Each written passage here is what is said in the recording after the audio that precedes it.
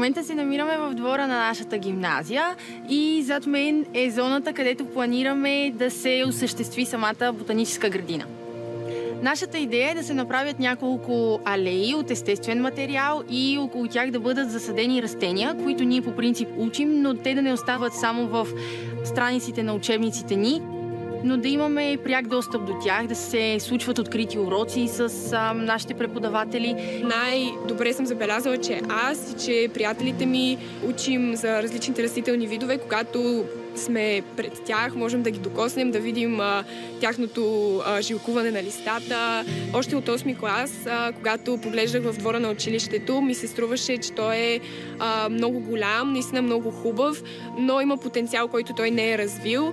И още тогава ми дойде идеята за ботаническа градина, която когато споделих с останалите, те приеха с изключителен ентусиазъм. И съответно заедно решихме да го осъществим като група приятели и съответно станахме нещо като колеги. Избирахме с кого да направим този проект и аз така всъщност избрах хората, които са ми най-близки в този клас и се радвам, че го направихме заедно. Имаше много позитивна енергия и цялото съгласуване на мнения и информация беше изпълнено с хармония. Това сме си ние, знаем нашите идеи, нашите цели. Бих желала да видя докъде можем да се разраснем. Със сигурност има върху какво още да се работи.